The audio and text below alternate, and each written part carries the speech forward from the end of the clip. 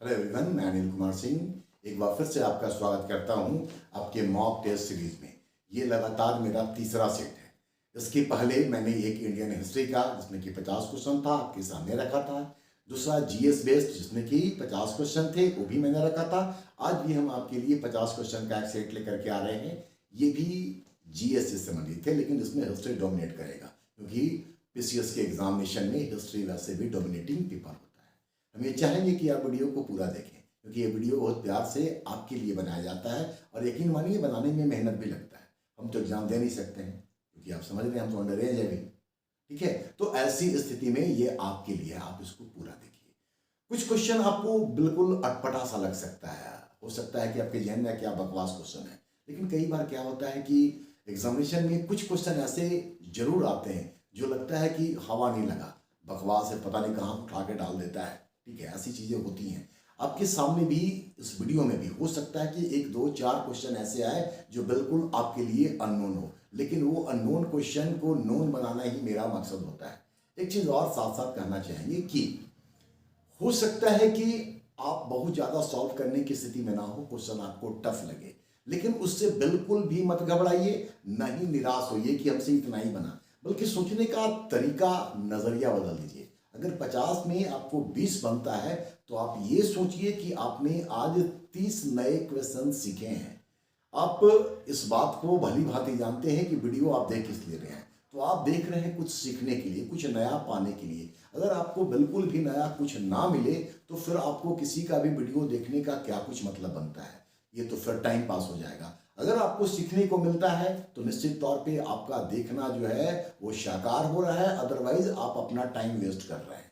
तो क्वेश्चन अगर नहीं बनता है तो बिल्कुल मत घबराइएगा, आप उसको पूरा का पूरा देखने का काम कीजिएगा। क्वेश्चन नंबर 45 में एक आंसर होगा, उस आंसर के साथ आपके लिए कुछ वर्क छोड़ा गया है, वो आप करने का काम कीजिएगा। वीडियो अच्छा लगे तो अपने दोस्तों के साथ शेयर कीजिए और अपना लाइक जरूर देने का काम कीजिएगा। आपकी प्रतिक्रिया, आप यकीन माने, मुझे बहुत ऊर्जावान बनाती है। और आप सबके कमेंट्स, बहुत तो नहीं मिलता है क्योंकि बहुत लंबा चौड़ा अपना चैनल नहीं है, लेकिन क्वेश्चन का लेवल आपको हर वीडियो में अच्छा मिलेगा, ये हम आपसे वादा करते हैं। और आपका प्यार बना रहा है तो आने वाले दिन में और भी बेहतर करने का हम प्रयास करेंगे। चलिए फिलहाल 50 क्वेश्चन हम लोग देखते हैं। क्वेश्चन देखने से पहले आप अपने हाथ में पेन रख लीजिए, अपने सामने कॉपी रख लीजिए, 1 से लेकर के 50 तक लिख लीजिए और ABCD फॉर्म में आप अपना आंसर कीजिए। संभव हो बल्कि कोशिश कीजिए, बिना किसी डर के, बिना किसी शर्म के, बिना किसी संकोच के आप अपना मार्क्स मुझ तक पहुंचाने का काम कीजिए। क्या कुछ सीखा ये भी आप बताने का काम कीजिएगा। चलिए क्वेश्चन देखते हैं और फिर मिलते हैं अगले वीडियो में। पहला क्वेश्चन, हड़प्पा कालीन देवी देवताओं में किसे परवर्ती हिंदू धर्म में अंगीकार नहीं किया गया? मतलब बाद के काल में हिंदू धर्म में किसको अडॉप्ट नहीं किया गया? पशुपति शिव, 7 मातृदेवियां, एक श्रृंगी जीव या फिर नाग देवता? किसको अडॉप्ट नहीं किया गया, बाकी को अडॉप्ट किया गया। क्वेश्चन नंबर 2, निम्नलिखित में से कौन सा साक्ष्य कालीबंगा से प्राप्त नहीं हुआ? तांबे की कुल्हाड़ी से घुटना काटने का निशान, भूकंप का पहला प्रमाण, अनाज पीसने की चक्की और डी, तीनों ही साक्ष्य प्राप्त हुए हैं। नंबर 3, 1826 में सबसे पहले किसने हड़प्पा सभ्यता के संबंध में संक्षिप्त जानकारी प्रदान की थी? William Burton, Aurel Stein, Charles Masson और जेम्स कार्लाइल। नंबर 4, हड़प्पा सभ्यता की उत्पत्ति राजस्थान के सोथी संस्कृति से हुई। इस विचार को मानने वाला निम्न में से कौन है? स्टुअर्ट पिगट, अमलानंद घोष, लक्ष्मण स्वरूप पुशालकर या राम शंकर त्रिपाठी। नंबर 5, सिंधु सभ्यता के लोगों ने देवी देवताओं की कल्पना की है। ये क्वेश्चन प्रीवियस ईयर में आया हुआ है। तो सिंधु सभ्यता के लोगों ने देवी देवता की कल्पना किस रूप में की है? मानव के रूप में, पशुओं के रूप में, प्रतीकों के रूप में या फिर इन तीनों ही रूपों में? नंबर 6, सामदेव के प्रथम दृष्टा माने जाते हैं। दृष्टा का मतलब यहां रचनाकार से है। जैमिनी, याज्ञवल्क्य, अगस्त्य या फिर वाजस्नेयी। नंबर 7, कर्म करो फल की चिंता नहीं किस उपनिषद से लिया गया है? कठोपनिषद, मुंडकोपनिषद, ईशोपनिषद, मैत्रायणी उपनिषद। नंबर 8, ऋग्वैदिक काल के संबंध में कौन कौन सा कथन सही है? राज्य का स्वरूप गणतंत्रात्मक था, मतलब रिपब्लिकन था। राज्य क्षेत्र का ऋग्वेद में उल्लेख नहीं है। राजा के शक्तियों पर नियंत्रण के लिए कबायली संगठन थे। और 4, राजा की अस्थाई सेना कई भागों में विभक्त होती थी। इनमें से कौन कौन सा सही है? ये चारों स्टेटमेंट दिए हुए हैं, आपको अपना आंसर देखना है। ये है इसमें कि सभी कथन सही हैं, बी 1, 2 और 3 सही हैं, सी 1, 3 और 4 सही है, और डी 2 और 3 सही है। नंबर 9, निम्नलिखित में से कौन उर्वरता की देवी थी? इला, पुरामधि, पिशान या अरण्यानी? नंबर 10, अथर्ववेद में सभा को क्या कहा गया है? अष्टपति, शखा, नरिष्ठा या फिर संग्रहिता? नंबर 11, किस हड़प्पाई स्थल से पत्थर का किला प्राप्त हुआ है?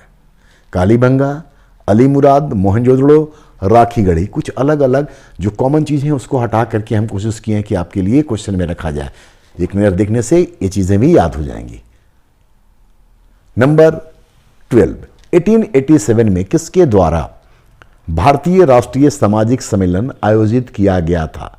गोपाल कृष्ण गोखले, CN मुदलियार, MG रानाडे या फिर बाल गंगाधर तिलक? नंबर 13, वामपंथी आंदोलन से संबंधित 1922-23 का पेशावर षड्यंत्र केस, जिस पर ब्रिटिश साम्राज्य को उखाड़ने का आरोप था, किस वकील की पैरवी के कारण अभियुक्तों को ब्रिटिश सरकार मन मुताबिक सजा नहीं दे सकी थी? सैफुद्दीन किचलू, KN काटजू, आसफ अली या फिर अब्दुल कादिर? वामपंथियों पर 3 आंदोलन चलाए गए थे, क्रम था पेशावर, कानपुर और फिर मेरठ। उसी से जुड़ा हुआ एक सवाल है जो पेशावर षड्यंत्र केस से है। नंबर 14, कांग्रेस अधिवेशन की अध्यक्षता करने वाला चौथा विदेशी व्यक्ति कौन था? 4 लोगों ने ही किया है, एक ने 2 बार किया है। जो 2 बार किए हैं वो आपके ऑप्शन में है, बता दे रहे हैं। विलियम वेडरबर्न ने 2 बार किया है। इनमें से चौथा कौन है? Alfred web, William Wedderburn, Henry cotton या फिर जॉर्ज यूल? आप याद कीजिए क्रम इसका, पहला कौन, दूसरा कौन, तीसरा कौन, चौथा कौन? और मैंने बताया कि विलियम वेडरबर्न ने 2 बार कांग्रेस की अध्यक्षता की है। नंबर 15, 1920 के नागपुर अधिवेशन में कांग्रेस के संविधान में परिवर्तन किया गया, जबकि कांग्रेस के संविधान का निर्माण हुआ था किस अधिवेशन में हुआ था? 1894 इलाहाबाद अधिवेशन में, 1915 मुंबई अधिवेशन में, 1885 मुंबई अधिवेशन में जो पहला था, या फिर डी 1905 बनारस अधिवेशन में? नंबर 16, मेरठ षड्यंत्र केस पर पैरवी करने के लिए कांग्रेस कार्यकारिणी ने एक सुरक्षा समिति का गठन किया और अभियुक्तों की तरफ से 4 वकीलों ने पैरवी की, जिसमें कैलाश नाथ काटजू के अलावे और 3 शामिल थे। निम्न में से कौन उनमें शामिल नहीं है? तो इसको देखने के बाद एक कैलाश नाथ काटजू और एक जो एलिमिनेट हो जाएगा, जिसका आंसर होगा। बाकी 4 लोगों का एक कमेटी बना था, केंद्रीय सुरक्षा समिति, मेरठ षड्यंत्र केस का पैरवी करने के लिए। तो चारों नाम आपके सामने आ जाएगा। अब देखिए ऑप्शन, जवाहरलाल नेहरू, सैफुद्दीन किचलू, NC छागला या फिर HF अंसारी? कौन एक शामिल नहीं है? नंबर 17, 1903 में लॉर्ड कर्जन ने किसको पत्र लिखते हुए कहा था, जब से मैं भारत में आया हूं मेरी नीति कांग्रेस को कमजोर बना रही है? भारत सचिव, ब्रिटिश सम्राट, मुंबई के गवर्नर या फिर मद्रास के गवर्नर? किसको कर्जन ने इस तरह की चिट्ठी लिखी थी? नंबर 18, किसने एक ऐसे संगठित भारत का स्वप्न देखा जो भगवान श्री कृष्ण के समान अति मानव के नेतृत्व में अच्छाई को स्थापित करने के लिए बुराई से लड़ेगा? बंकिम चंद्र चटर्जी, बिपिन चंद्र पाल, रविन्द्रनाथ टैगोर या अरबिंदो घोष? नंबर 19, बंगाल में तिलक का सेनापति किसे कहा गया है? बिपिन चंद्र पाल को, अरबिंदो घोष को, हेनरी विवियन डेरोजियो को या फिर बंकिम चंद्र चटर्जी को? बहुत सिंपल क्वेश्चन है, आराम से देखिएगा, आंसर आपको यही मिल जाएगा। नंबर 20, लंदन में इंडिया हाउस की स्थापना किसने किया था?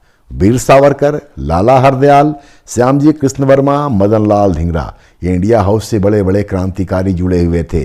ठीक है, ये भी बहुत आसान क्वेश्चन है, थोड़ा सा भी आपने पढ़ा रखा है तो आंसर करेंगे आप। चलिए अब थोड़ा सा हिस्ट्री से अलग हटते हैं। केंद्र सरकार किस विकल्प को विकास व्यय में शामिल नहीं करती है? राज्य को अनुदान, रक्षा व्यय, आर्थिक सेवाओं पर व्यय, सामाजिक और सामुदायिक सेवाओं पर व्यय। मतलब ये जो एक्सपेंडिचर है ये इनमें से कौन सा डेवलपमेंट एक्सपेंडिचर से संबंधित नहीं है? बहुत इजी क्वेश्चन है, आराम से आप आंसर कर सकते हैं, बिल्कुल भी घबराइएगा नहीं, देखिए आराम से। चलिए नेक्स्ट क्वेश्चन की ओर बढ़ें। यदि RBI reserve bank of India नकद आरक्षित अनुपात सीआरआर कैश रिजर्व रेशियो को कम करता है तो साख निर्माण पर, साख मतलब कि क्रेडिट, सामान्य शब्दों में उधार, साख निर्माण पर क्या प्रभाव पड़ेगा? कोई असर नहीं होगा, यह बढ़ जाएगा, यह घट जाएगा, या फिर पहले बढ़ेगा फिर घटेगा। नंबर 23, भारत के राष्ट्रपति बनने वाले पहले वित्त मंत्री कौन है? प्रणब मुखर्जी, नीलम संजीव रेड्डी, शंकर दयाल शर्मा, या फिर आर वेंकट रमन। मतलब पहले वित्त मंत्री भी थे और बाद में राष्ट्रपति भी बने।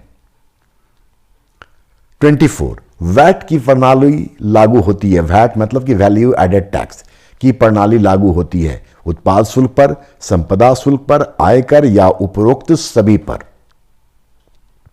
किस पर वैट लगता है? 25, किन्हें आर्थिक राष्ट्रवाद के अग्रदूत के रूप में जाना जाता है?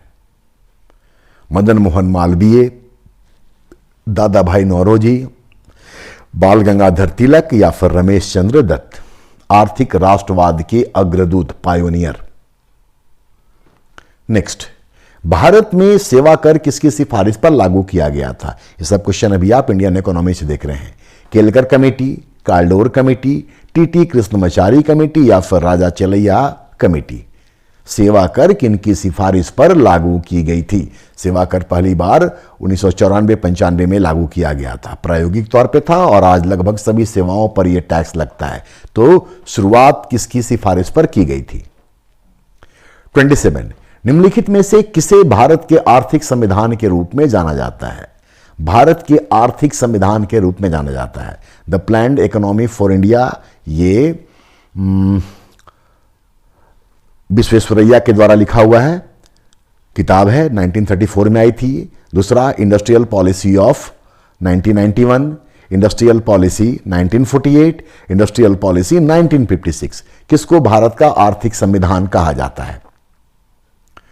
28, निम्नलिखित में से कौन सा संगठन भारत में सकल घरेलू उत्पाद मतलब जीडीपी की गणना करता है? आरबीआई, भारतीय सांख्यिकीय संस्थान, इंडियन स्टैटिस्टिकल इंस्टीट्यूट, राष्ट्रीय सांख्यिकीय कार्यालय एनएसओ, वाणिज्य और उद्योग मंत्रालय ministry of commerce and industry. किसके द्वारा जीडीपी की गणना की जाती है? 24 जुलाई 1991 को लोकसभा में नई औद्योगिक नीति की घोषणा किसके द्वारा की गई थी? पीजे कुरियन, सैम पित्रोदा, एमएस स्वामीनाथन, या उमाकांत नायक। 30, मातृ मृत्यु दर क्या है? ऑप्शन को देखिए।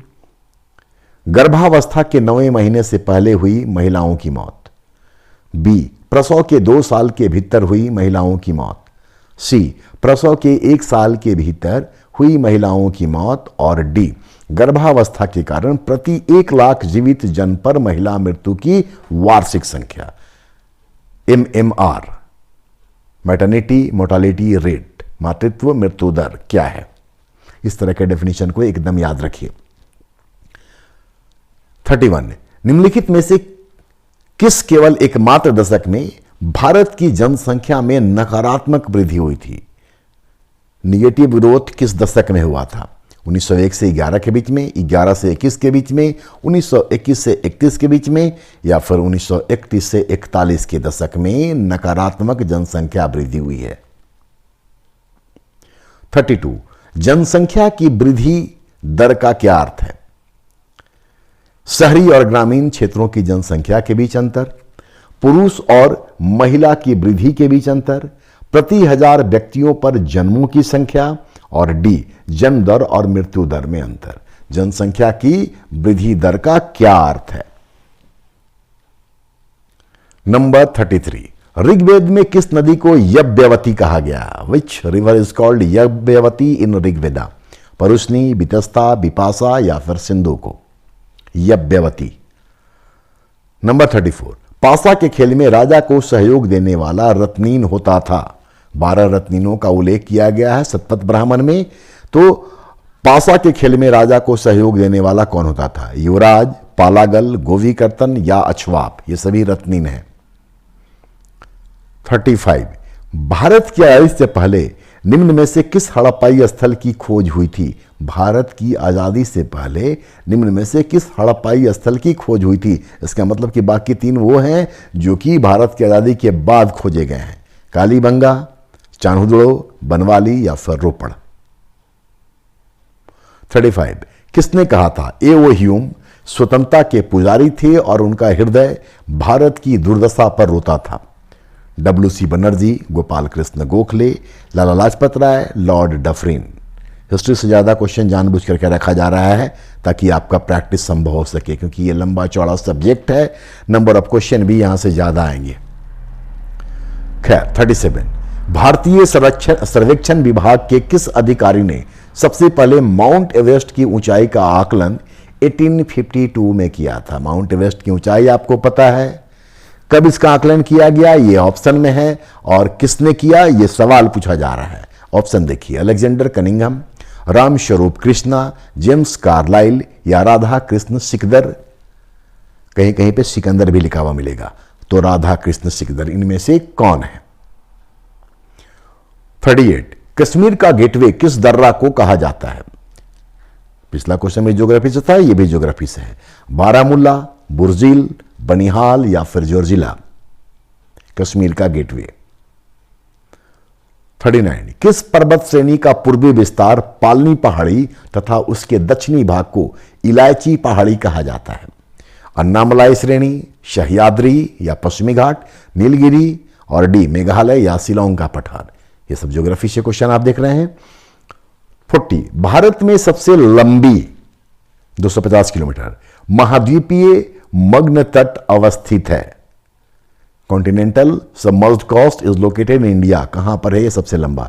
गंगा ब्रह्मपुत्र के मुहाने पर, नर्मदा ताप्ती के मुहाने पर, कृष्णा गोदावरी के मुहाने पर और डी कावेरी महानदी के मुहाने पर?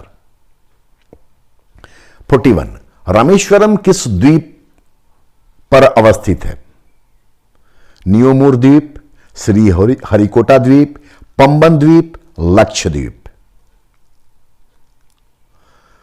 42, भारतीय मॉनसून का वर्णन सबसे पहले किस अरब विद्वान द्वारा किया गया था?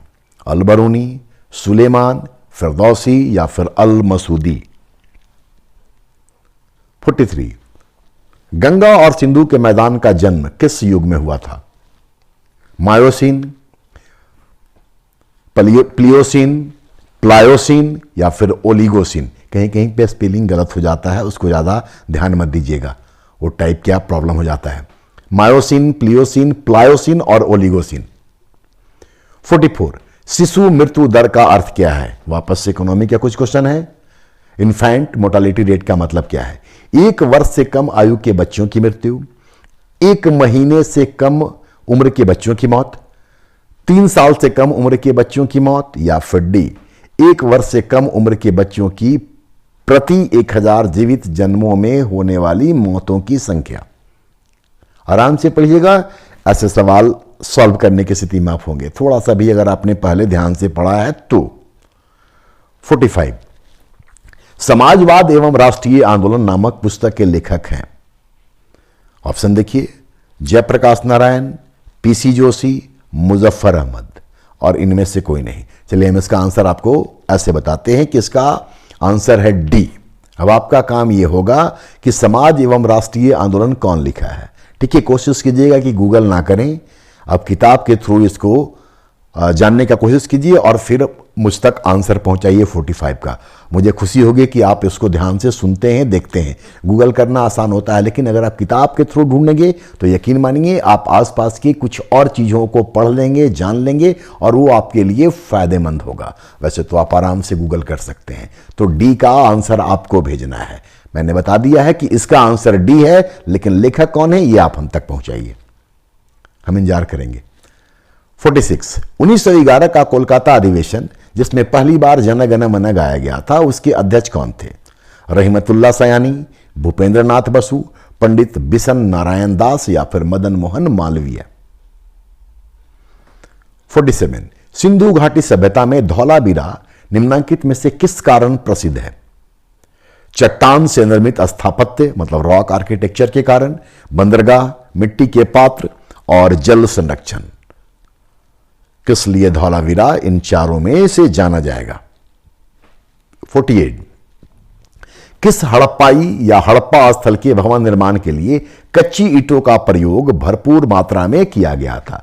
आप सब जानते हैं कि सामान्य तौर पे हड़प्पा सभ्यता में पकाई हुई ईंटों का प्रयोग किया गया है, लेकिन कच्ची ईंटों का भी प्रयोग हुआ है। सवाल उसी से संबंधित है। हड़प्पा, बनवाली, मोहनजोदड़ो या फिर कालीबंगा।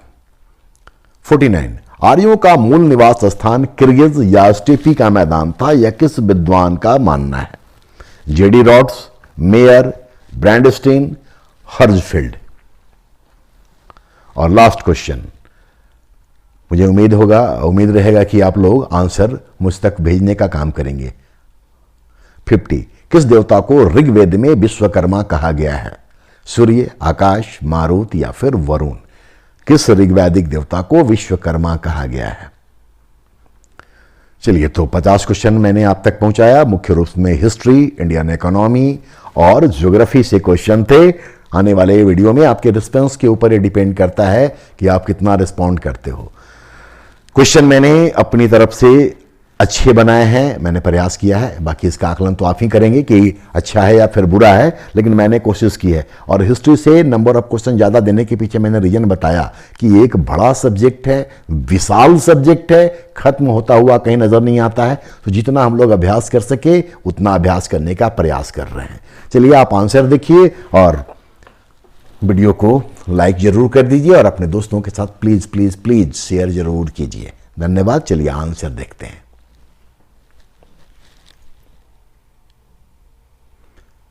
कोशिश कीजिए कि अपना मार्क्स मुझ तक पहुंचा सकें और 45 का जो मैंने कहा उसका आंसर भी लिख करके भेजिए। मुझे इंतजार रहेगा। चलिए अगले वीडियो में मिलते हैं। धन्यवाद।